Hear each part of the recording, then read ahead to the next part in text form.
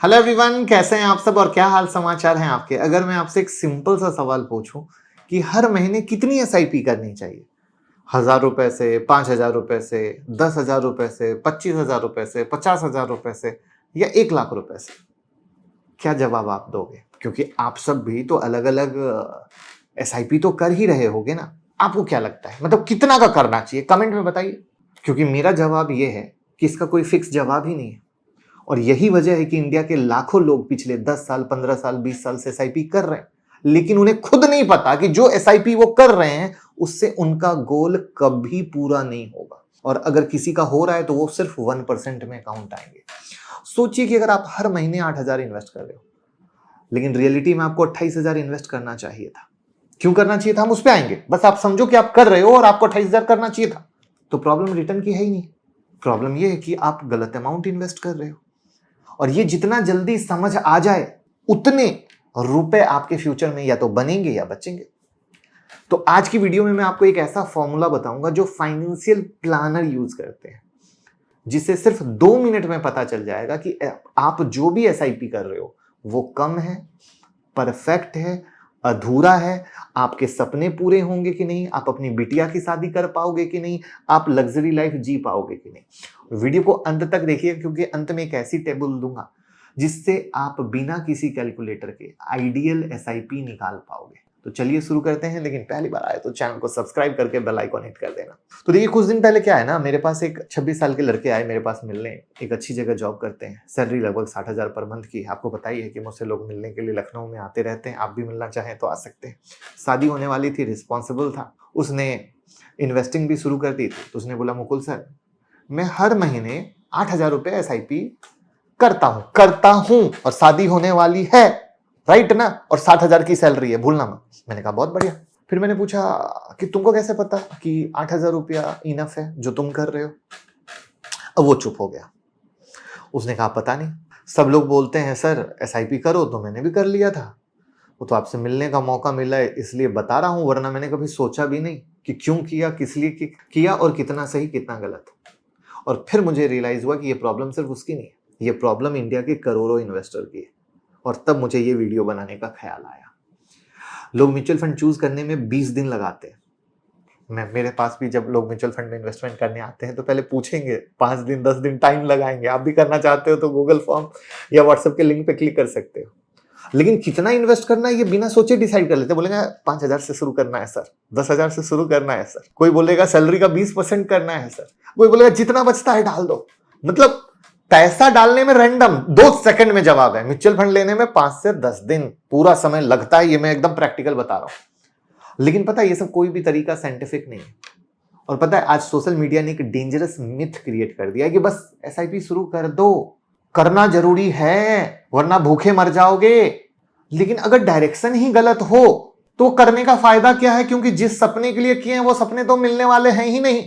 एक एग्जांपल देखिए कि मान लीजिए दिल्ली से मुंबई जाना है और आप गलती से जयपुर की तरफ गाड़ी घुमा देते हैं और आप 60 किलोमीटर पर आवर की रफ्तार से कार चलाओ, 160 किलोमीटर पर आवर की रफ्तार से कार चलाओ, डेस्टिनेशन तो कभी मिलने वाली नहीं। सेम कहानी होती है गलत एसआईपी अमाउंट के साथ। आप इन्वेस्टिंग तो कर रहे हो, लेकिन जो आपका गोल है उससे बहुत दूर जा रहे हो, क्योंकि जैसे जैसे उम्र बढ़ती है वो मंजिल और दूर होती चली जाती है। इसलिए सवाल ये नहीं कि कौन सा म्यूचुअल फंड बेस्ट है। ईमानदारी से असली सवाल यह है कि कितना इन्वेस्ट करना चाहिए। और इसका जवाब आपकी इनकम से नहीं, आपकी एक्सपेंस से आता है। इस लाइन को याद रखिएगा, क्योंकि इनकम जो है ना आपकी लाइफस्टाइल की पहचान बनती है, और जो आपका एक्सपेंस है ना वो आपके फाइनेंशियल फ्रीडम की पहचान बनती है। बहुत बड़ा डिफरेंस है ना। थोड़ा सा चक्कर खा गए ना। एग्जाम्पल देता हूं, दो लोग हैं, दोनों 1 लाख रुपया महीना कमाते हैं। पहला आदमी 90,000 रुपया खर्च करता है। 1 लाख रुपया महीना कमाया, 90,000 रुपया खर्च किया। दूसरा आदमी कमा 1 ही लाख रहा है, 45,000 रुपया खर्च करता है। अब मुझे ये बताओ, फाइनेंशियल फ्रीडम पहले किसे मिलेगी? आप कहोगे दूसरे आदमी को, राइट ना। क्यों? क्योंकि उसका लाइफस्टाइल सस्ता है और रिटायरमेंट का टारगेट भी छोटा है। अब यहीं पर आता है सबसे इंपॉर्टेंट कॉन्सेप्ट फाइनेंशियल फ्रीडम का। हो सकता है बहुत लोगों को पता हो सकता है बहुत लोगों को पता ही नहीं हो कि फाइनेंशियल फ्रीडम का मतलब क्या होता है। क्योंकि पता है जब मैं सेमिनार में जाता हूँ, किसी लोगों से मिलता हूँ, तो बहुत लोग सोचते हैं अच्छा फाइनेंशियल फ्रीडम का मतलब है करोड़पति बनना, लग्जरी कार होना, विदेश घूमना, बड़ा बंगला होना। नहीं दोस्तों, नहीं, गलत। फाइनेंशियल फ्रीडम का सिंपल मतलब है आपका पैसा आपके लिए काम करे और आपके खर्चों को चला दे। आई बात समझ में? यानी आप चाहे जॉब करें या बिजनेस करें या ना करें, आपकी जो मस्त जिंदगी है ना, वो चलती रहनी चाहिए। और इसलिए सबसे पहले हमें पता होना चाहिए कि हर साल हम खर्च कितना करते हैं। झटका लगा होगा, लेकिन please this is most important point. मान लीजिए कि आपका मंथली एक्सपेंस है 50,000, तो आपका ईयरली एक्सपेंस कितना हुआ? 12 गुने 5, 12 पंचे 60, 6 लाख रुपया बराबर। अब अगला सवाल, अगर आपको जिंदगी भर ये 6 लाख हर साल चाहिए, तो कॉर्पस कितना बड़ा होना चाहिए? अब यहीं से शुरू होगा फाइनेंशियल प्लानिंग का असली गेम, जो होता है 33 बाय रूल, यानी 33x रूल। फाइनेंस की दुनिया में एक पॉपुलर या थंब रूल कह लो कि एनुअल एक्सपेंस को गुना कर दो 33 से। मतलब अगर आपका ईयरली एक्सपेंस 6 लाख है, तो 33 से गुना करोगे तो रफली 2 करोड़ के आसपास, रफली राउंड फिगर पकड़ के चलिए। ध्यान रहे, ये कोई गारंटीड नहीं है, ये एक प्लानिंग का फ्रेमवर्क है। क्योंकि आपके दिमाग में आ सकता है सर 2 करोड़ की वैल्यू क्या होगी, वो भी लाएंगे। चिंता ना करें, 1 बाय 1 सब कवर करेंगे। जो लोग लॉन्ग टर्म इन्वेस्टिंग और विश्वास करते हैं, उनको पता होगा कंपाउंडिंग भी लगती है। तो यानी हमें एक रफ आइडिया पड़ जाता है, ठीक है, कि हम क्या सोच रहे हैं। अब आप एक चीज सोचो कि अगर आपको 2 करोड़ बनाना है और आप सिर्फ 5,000 SIP कर रहे हो, क्या ये इनफ है? शायद हाँ और शायद ना। अब यहां पर शायद हाँ शायद ना क्यों? क्योंकि आंसर डिपेंड करता है 3 चीजों पर। कैसे? नंबर 1, आपकी एज क्या है। नंबर 2, आप कितने साल इन्वेस्ट कर पाओगे या करोगे। और नंबर 3, हर साल SIP बढ़ाओगे या नहीं। और यहीं पर ज्यादातर लोग फेल हो जाते हैं, क्योंकि इन 3 फैक्टर पर काम बहुत कम लोग करते हैं। और यहां पर जो महंगाई की बात कह रहा था, जो आप लोग पहले दिमाग में आया होगा, सर महंगाई भी तो है। क्योंकि इन्फ्लेशन तो एक और डेंजरस विलन की तरह है। आज अगर आपका घर 50,000 रुपए महीने में चल जाता है, तो 20 साल बाद भी क्या 50,000 रुपए में चलेगा? आंसर है big big big big big no. अगर हम इन्फ्लेशन को एवरेज तौर पर 7% का भी मान लें, तो खर्च लगभग हर 10 से 11 साल में डबल होने की तरफ बढ़ता है। और आप देसी भाषा में कैलकुलेट कर लो कि आज जो खर्च कर रहे हो 10 साल, पिछले 10 साल से डबल हुआ है कि नहीं। मतलब अगर आज आपका 10,000 50,000 का खर्चा है, तो कल का 1 लाख बनेगा। यानी ऐसे समझ लो कि आप 10 साल पहले 25,000 में घर चला रहे थे, तो आज वो 50,000 में चल रहा है। इसलिए फाइनेंशियल प्लानिंग सिर्फ रिटर्न का गेम नहीं है, रिटर्न माइनस इन्फ्लेशन, और ये एक्चुअल गेम है। देख रहे हो फिल्म कितनी, आप लोग एक आसानी से 2 सेकंड में डिसीजन करते हो, बट 2 सेकंड का डिसीजन नहीं है। अब सबसे इंपॉर्टेंट कैलकुलेशन बाकी है। मान लीजिए 2 लोग सेम एज के, दोनों का एक्सपेंस सेम है, लेकिन एक आदमी 8,000 की SIP करता है, दूसरा 40,000 की। दोनों का म्यूचुअल फंड भी सेम है, म्यूचुअल फंड के रिटर्न भी सेम है, लेकिन रिटायरमेंट में डिफरेंस कितने साल का आएगा? अगर आपकी सैलरी 50,000, 1 लाख या 2 लाख है, मतलब मैं राउंड फिगर इसलिए दे रहा हूं कि प्लीज पेपर में आप अपने हिसाब से सैलरी डाल के चेक करने की कोशिश करो। मैंने जो खर्चे बताए उसको अपने हिसाब से डालने की कोशिश करो, तो आपको एक्चुअल में हर महीना कितने SIP करना चाहिए। अब यहां से कैलकुलेशन होगा, और ये वही कैलकुलेशन है जो मैंने प्रॉमिस किया था। वही 2 लोग 26 साल के, मंथली एक्सपेंस 30,000। फर्क इतना है कि एक आदमी हर महीने इन्वेस्ट करता है 8,000, दूसरा करता है 40,000। दोनों इक्विटी म्यूचुअल फंड में इन्वेस्ट कर रहे हैं, यानी हमने फंड भी पकड़ा सेम, और एजम्पशन कि लॉन्ग टर्म एवरेज रिटर्न 12% का है, ये भी हमने सेम पकड़ा। हर साल SIP में 10% का स्टेप अप है, ये भी सेम पकड़ा। इन्फ्लेशन तो सेम रहेगा ही, एवरेज 60% से। अब केस 1 पकड़ लो, 8,000 की SIP है। पहला इन्वेस्टर सोचता है मैं यंग हूं, मेरे पास बहुत वक्त है, अभी 8,000 ही तो काफी है, और उसकी वही 8,000 की SIP चलती रहती है, चलती रहती है। हर साल थोड़ा स्टेप अप भी कर रहा है, हर साल। रिजल्ट फाइनेंशियल फ्रीडम आती है, लेकिन लगभग रिटायरमेंट के पास। अब केस 2, 40,000 SIP वाले दूसरे इन्वेस्टर थे, सब कुछ सेम था, इनकम, एज, मार्केट, फंड, सिर्फ एक फर्क था, वो था इन्वेस्टमेंट अमाउंट का। अब रिजल्ट क्या आता है? रिजल्ट आता है रियल फाइनेंशियल फ्रीडम लगभग 20 साल पहले आ सकती है कंपेयर टू पहले इन्वेस्टर।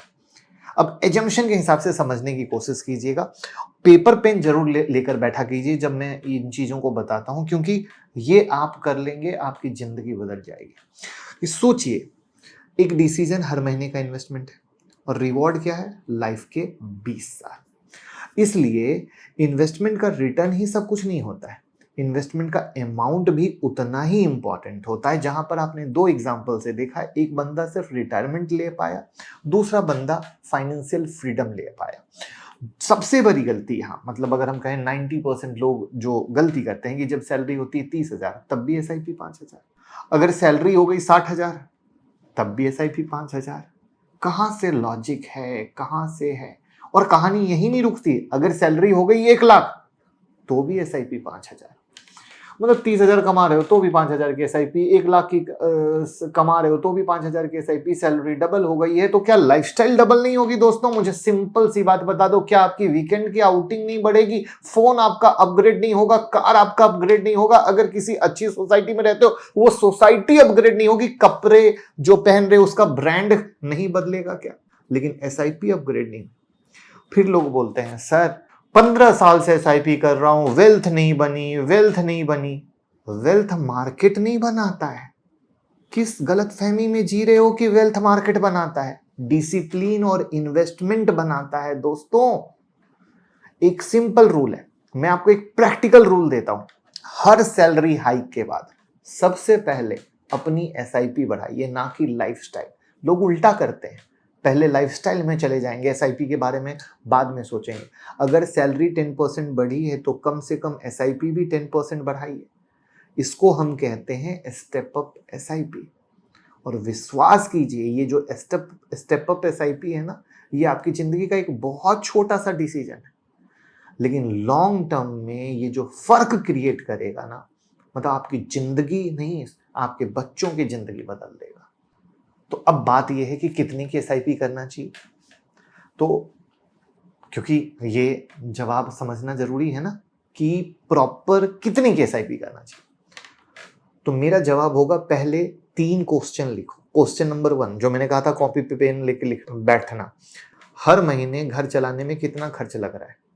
हर इंसान का घर खर्च अलग होगा, किसी का 10,000 में चल रहा होगा, किसी का 20,000 में, किसी का 30,000 में, किसी का 50,000 में, किसी का 80,000 में, किसी का 1,00,000 में।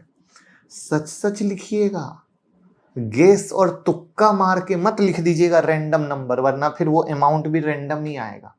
क्वेश्चन नंबर 2, आप किस एज में फाइनेंशियल फ्रीडम चाहते हैं? 40 में, 45 में, 50 में, 60 में, या बुढ़ापे तक ही रगड़ते रहना चाहते हैं?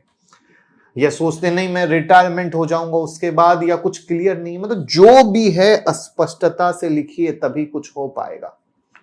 और क्वेश्चन नंबर 3, चूंकि आप बिजनेस कर रहे हो या जॉब कर रहे हो तो आप किस रफ्तार से ग्रो कर रहे हो आपको पता है, तो हर साल SIP कितनी बढ़ा सकते हो? 5%, 10%, 15%, मतलब क्या बढ़ा सकते हो वो लिखो। और जितना ज्यादा स्टेप अप जितनी जल्दी होगा उतना कम प्रेशर फ्यूचर में आएगा, क्योंकि कंपाउंडिंग की असली पावर बहुत पहले लगती है, बाद में नहीं। और कंपाउंड इंटरेस्ट दुनिया का 8वां अजूबा है। लेकिन यहां पर एक आधी सच्चाई है, पूरी सच्चाई पता क्या है? Compounding plus increasing investment. अगर SIP ही इंक्रीज नहीं करोगे तो कंपाउंडिंग की स्पीड भी तो लिमिटेड रह जाएगी। तो आपको जो सो कॉल्ड 8वां अजूबा बोला जाता है उसमें रियल अजूबा होगा तब जब इन्वेस्टमेंट भी इंक्रीज करेगा, वरना स्पीड लिमिटेड। इसलिए सिर्फ म्यूचुअल फंड चूज करना इन्वेस्टिंग नहीं होता है, इन्वेस्टमेंट अमाउंट को चूज करना भी इन्वेस्टिंग है। रिटर्न के पीछे मत जाइए। लोग हर साल म्यूचुअल फंड चेंज करते रहते हैं, कभी स्मॉल कैप, कभी फ्लेक्सी कैप, कभी थीमेटिक, कभी फलना, कभी ढिकामा, बट रिटर्न नहीं मिल पाता। पता क्यों?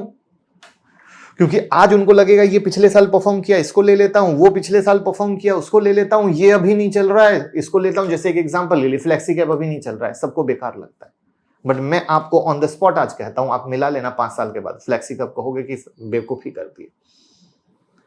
और लोग सिर्फ 1% एक्स्ट्रा रिटर्न के लिए मारामारी करते हैं, लेकिन एसआईपी 10,000 से या 15,000 से नहीं बढ़ाते। तो जो बढ़ाना चाहिए वो नहीं करते, फालतू चीज में लगाए। तो अगर कोई इन्वेस्टर रिटर्न 12 से 13% कर ले और एसआईपी सेम रखे, उससे कम फायदा मिलेगा। लेकिन अगर रिटर्न सेम रहे और एसआईपी हर साल बढ़ाए, तो लॉन्ग टर्म में उसका कॉर्पस बहुत बड़ा हो जाएगा। तो फोकस रिटर्न के पीछे नहीं, सेविंग रेट के पीछे होना चाहिए, तभी आप बेहतर अमाउंट कर पाओगे। ना कि आज ये बदलें कल वो बदलें, 1% यहां से लाएं, आधा % वहां से लाएं, कुछ नहीं होने वाला है। तो आज की वीडियो का होमवर्क बहुत सिंपल है, वही 3 जवाब जो अभी लिखे, अपना मंथली एक्सपेंस, अपनी फाइनेंशियल फ्रीडम की एज, अपना स्टेप अप रेट और एक कमिटमेंट हर सैलरी हाइक का।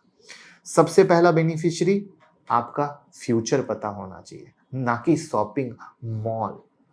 फ्यूचर होना चाहिए ना कि मेरा फ्यूचर क्या है, ना कि अमेज़न पे जाके ये खरीद रहे हैं, ईएमआई कर रहे हैं।